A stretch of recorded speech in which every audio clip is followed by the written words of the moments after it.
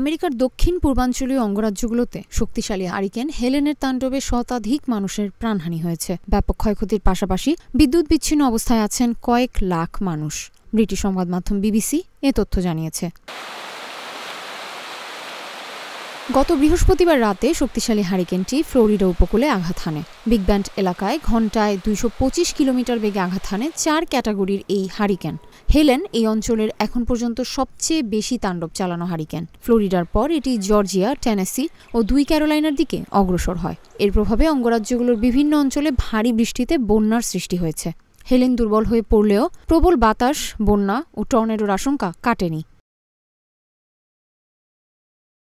হারিকেনের সবচেয়ে ক্ষতিগ্রস্ত হয়েছে নর্থ ক্যারোলাইনা। অঙ্গরাজ্যটির কেবল একটি কাউন্টিতে মৃত্যু হয়েছে অন্তত 30 জনের। বানকম্প নামের ওই কাউন্টিতে ব্যাপক ক্ষয়ক্ষতি হয়েছে। নর্থ ক্যারোলাইনার গভর্নর রয় কুপার বলেছেন, পাহাড়ি শহর অ্যাশভিলের শত শত রাস্তা সম্পূর্ণ বিচ্ছিন্ন হয়ে পড়েছে। বাসিন্দাদের জন্য আকাশপথে রসদ সরবরাহ করা হচ্ছে। পানিবন্দীদের উদ্ধারে ব্যবহার করা হচ্ছে বোট ও হেলিকপ্টার। জর্জিয়ার গভর্নর ব্রায়ান কেম্প বলেন, ফ্লোরিডায় আঘাত হানার পর ঝড়টি জর্জিয়ার দিকে অগ্রসর হয়। ঝড়ের ক্ষয়ক্ষতি দেখে মনে হচ্ছে এখানে বোমা বিস্ফোরিত হয়েছে। হেলেনের ধ্বংসযজ্ঞকে অতি মাত্রায় বিধ্বংসী বলে অভিহিত করেছেন মার্কিন প্রেসিডেন্ট জো বাইডেন। একই সঙ্গে নর্থ ক্যারোলাইনার জন্য কেন্দ্রীয় সরকারের পক্ষ থেকে সহায়তার ঘোষণা দিয়েছেন তিনি।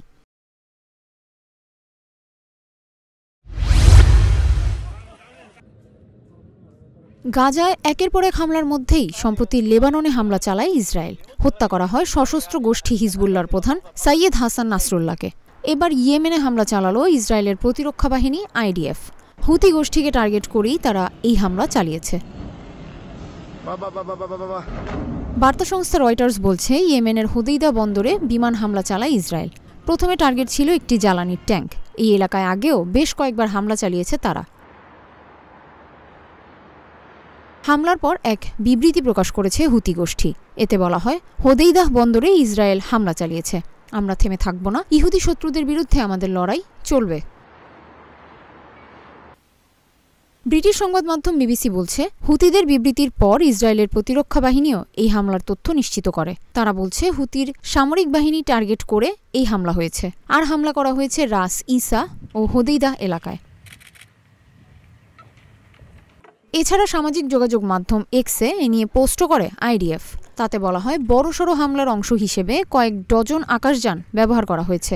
এর মধ্যে রয়েছে যুদ্ধ বিমান, বিশেষ রিফুয়েলিং ও গোয়েন্দা বিমান। এ সময় বিদ্যুৎ কেন্দ্রেও হামলা চালানো হয়। বন্দরে হামলা করার কারণ হিসেবে IDF জানায়, এই পথে ইরানি অস্ত্র চালান হতো। বাংলাদেশের পরিবর্তিত রাজনৈতিক প্রেক্ষাপটে আপৎকালীন এবং চিকিৎসার প্রয়োজন ছাড়া আপাতত বাংলাদেশি নাগরিকদের অন্য কোনো ভিসা না দেওয়ার সিদ্ধান্ত নিয়েছে ভারত। পরিস্থিতি স্বাভাবিক হলে বিষয়টি পুনর্বিবেচনা করবে দেশটি। গতকাল রোববার ভারতের পররাষ্ট্র মন্ত্রণালয় এই সিদ্ধান্তের বিষয়টি জানিয়েছে। ভারতীয় সংবাদ মাধ্যম আনন্দবাজারের প্রতিবেদনে এ তথ্য জানানো হয়। ভারতের পররাষ্ট্র মন্ত্রণালয়ের মুখপাত্র রণধীর জয়সওয়াল বলেন, আপাতত বাংলাদেশিদের চিকিৎসার এবং জরুরি প্রয়োজনে ভিসা দেওয়া হচ্ছে। যখন বাংলাদেশের পরিস্থিতি স্বাভাবিক হবে তখন পূর্ণমাত্রায় কাজ শুরু হবে এবং ভিসা প্রদানও স্বাভাবিক হবে। শেখ হাসিনা সরকারের পতনের পর বাংলাদেশি নাগরিকদের ভিসা পরিষেবা বন্ধ করে দেয় ভারত। বাংলাদেশের অশান্ত পরিস্থিতিতে ভারতীয় দূতাবাসের বহু কর্মীকে ভারতে ফিরিয়ে নেওয়া হয়। পরে পরিস্থিতি কিছুটা স্বাভাবিক হলে ভারতীয় ভিসা কেন্দ্রগুলো পুনরায় কাজ শুরু করে। তবে দিনের পর দিন অপেক্ষা করে ভিসা না পেয়ে ঢাকায় ভারতীয় ভিসা প্রদান কেন্দ্রে বিক্ষোভও দেখান অনেকে। এর জেরে ফের ব্যাহত হয় কাজ। এই প্রেক্ষিতে বাংলাদেশের নাগরিকদের ভিসার আবেদনের ক্ষেত্রে নিজেদের অবস্থান স্পষ্ট করল ভারত। এদিকে ভারতীয় দূতাবাস এবং ভিসা কেন্দ্রগুলোতে বাড়তি নিরাপত্তা দেওয়ার পর সেপ্টেম্বর থেকে আবার জরুরি ভিত্তিতে পরিষেবা দেওয়া শুরু হয়। ভারতীয় ভিসা আবেদন কেন্দ্র জানিয়েছে, প্রাথমিকভাবে ভিসা সেন্টার খুলছে ঢাকা, রাজশাহী, চট্টগ্রাম, সিলেট এবং খুলনায়।